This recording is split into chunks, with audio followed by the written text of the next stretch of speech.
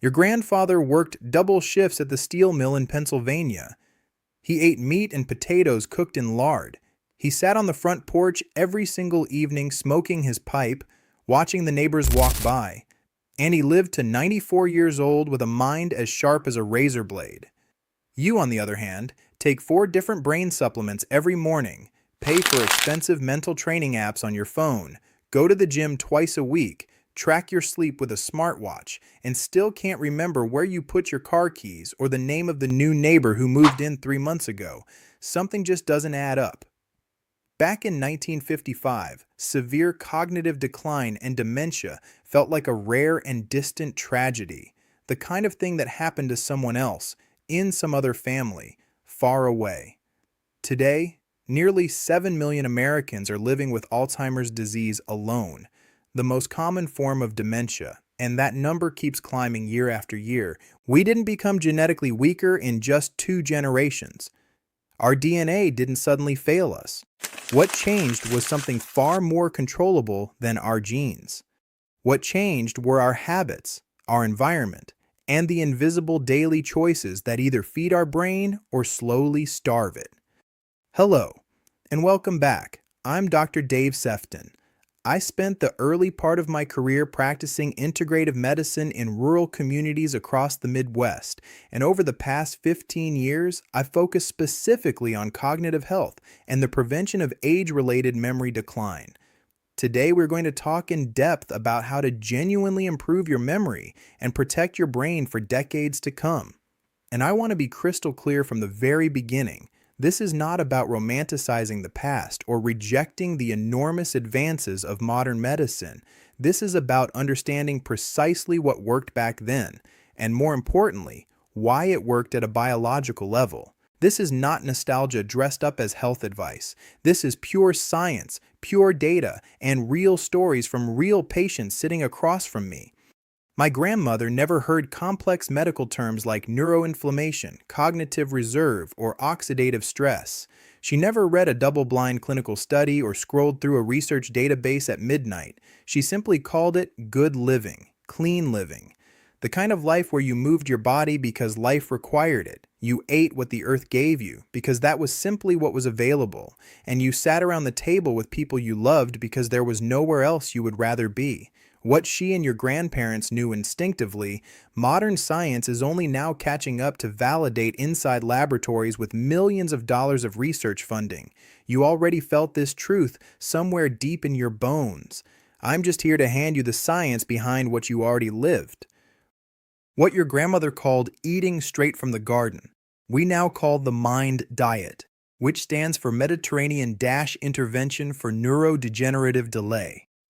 It is a rigorously studied dietary protocol that combines the best elements of the Mediterranean diet and the DASH diet specifically to protect brain health and reduce the risk of cognitive decline.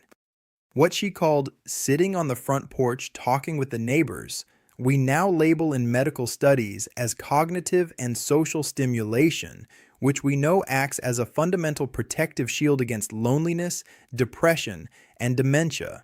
And what your grandparents called a good homemade soup, neuroscientists now analyze as a rich source of essential B12 vitamins that repair cellular DNA and form the protective myelin sheath around our neurons, alongside omega-3 fatty acids that literally build the physical structure of our memory cells. The wisdom was always there. The science just finally arrived to explain it.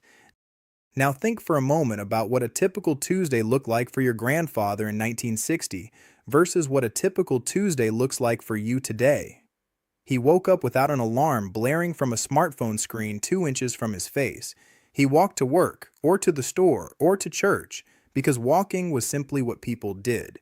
He ate breakfast that his wife or his mother had prepared from actual ingredients, eggs from a neighbor's chickens, bread baked that morning, vegetables from the backyard. He talked to real people throughout the day, his boss, his co-workers, the woman at the corner store who knew his name and asked about his kids. He came home, ate dinner together with his family at the same table, and went to bed when it got dark because there was no screen pulling him away from sleep. and then he did it all again the next day, not as a health protocol, not as a wellness routine, but simply as life. Now look at Tuesday for most Americans today. The alarm goes off, and before your feet even touch the floor, you're scrolling through notifications, headlines, and social media. You eat breakfast standing over the kitchen counter, or you skip it entirely and grab something from a drive-thru. You sit in a car alone for 45 minutes in traffic. You sit at a desk for 8 hours staring at screens. You eat lunch from a plastic container in front of your computer. You drive home alone. You order food from an app. You watch television or scroll your phone until your eyes burn, and then you wonder why you can't fall asleep. Your grandfather would not recognize this life, and more importantly, your brain doesn't either.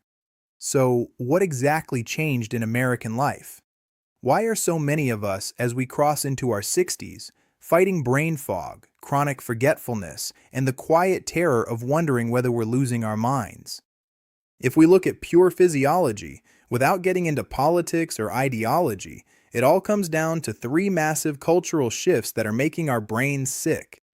The first shift is that we traded Sunday home-cooked dinners for the rapid industrialization of ultra-processed food. The modern American diet is saturated with fried food, refined sugars, and heavily processed meats.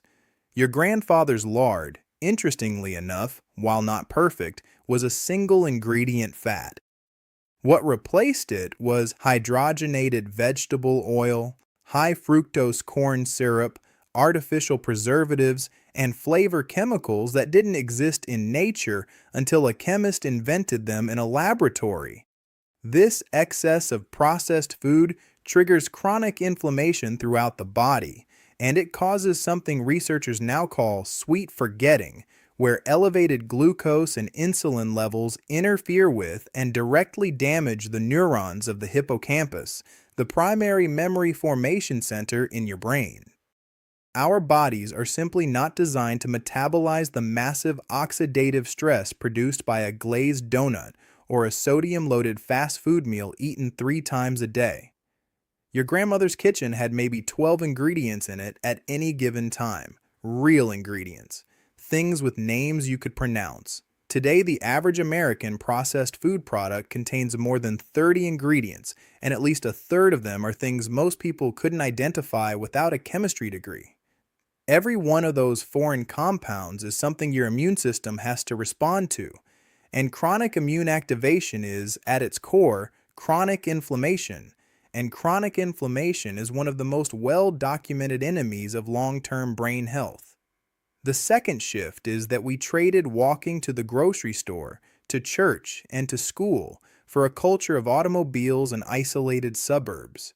In the past, physical movement was woven into the fabric of daily life. Nobody had to schedule exercise because life itself was exercise. Your grandfather didn't go to the gym. He split firewood. He walked 5 blocks to the barber. He climbed 2 flights of stairs a dozen times a day without thinking about it. Today, we are profoundly sedentary, and we treat exercise as an obligation that must happen inside 4 walls and during a specific 1-hour window, or it doesn't count. Physical activity is absolutely crucial for brain health because it increases blood pressure response, oxygen flow throughout the entire body, including the brain, and it promotes the creation of new synaptic connections. An efficient cardiovascular system ensures your brain receives the nourishment it needs and effectively clears out the metabolic waste that accumulates during the day. What is good for your heart is not just good for your heart, it is indispensable for your memory. And the third shift is that we traded real community for screen time and a culture of relentless chronic stress. We are more digitally connected today than at any moment in human history, and we are lonelier than we have ever been. Your grandfather knew his neighbors' names. He knew their kids' names. He knew who was sick and who had just had a grandchild and who needed someone to help fix their fence. He existed inside a web of human relationships that held him, supported him, and gave his brain constant, rich, meaningful stimulation. Today, modern research tells us something that should stop us cold. The emotional pain of loneliness activates the exact same stress responses in the body as physical pain. When that chronic stress is sustained over months and years, it causes inflammation, reduces your immune function, and has been directly linked to significantly worse cognitive function and a dramatically increased risk of developing Alzheimer's disease. I want to pause here for a moment and offer you something important. Forgetting where you put your glasses occasionally, or losing the exact word you were looking for in the middle of a sentence, that is a normal age-related change. It happens to everyone, and it is not a reason to panic. But if you are regularly getting lost while driving in a neighborhood you've known for 20 years, if you are unable to follow the steps of a family recipe you've made 100 times, or if you are putting your house keys inside the refrigerator and then accusing other people of stealing them, those are serious warning signs that must not be ignored and must be brought to a physician immediately. Let me tell you about one of my patients. I'll call him Arthur. Arthur is a retired automotive mechanic, 68 years old, from the Detroit area of Michigan. A couple of years ago, Arthur walked into my office absolutely terrified. He was starting to forget the names of his favorite tools he had used for 40 years. He was getting confused about his monthly bills and missing payments he had never missed in his life. He felt like he was constantly living inside a thick mental fog that he couldn't shake no matter how much coffee he drank or how much sleep he got. He was convinced he was just getting old, or worse, that he was showing the first signs of Alzheimer's. But when we sat down and looked carefully at his daily life, we saw the real root of the problem immediately. Since his wife had passed, Arthur had been living in complete social isolation. He was eating fast food every single day because he told me it simply didn't feel worth cooking a real meal just for himself. He was spending up to 6 hours a day sitting in his recliner watching television. He had stopped going to church, stopped seeing his old friends from the shop, stopped doing anything with his hands. He wasn't suffering an inevitable genetic destiny. He was suffering the precise and predictable effects of modern life, stripped of everything that had always kept the human brain healthy. With Arthur, we didn't reach for a prescription pad and write him a pill for memory, because there is no such pill. What we did instead was put him on what I like to call the hybrid protocol, combining the non-negotiable daily habits of his grandparents' generation with the best tools that modern neuroscience has to offer. And within 6 months, Arthur's mind was sharper than it had been in years. The fog lifted completely. He got his independence back, his confidence back, and something he hadn't felt in a long time. The simple joy of waking up in the morning and knowing exactly who he was and where he was going. Here are the exact details of that hybrid protocol, step by step, so that you can do precisely what Arthur did. And I want you to notice, as I walk you through each step, how naturally each one mirrors something your grandparents simply called everyday life. The first piece is the mind diet. This is essentially your grandparents' victory garden brought directly to your plate, translated into the language of modern nutritional neuroscience.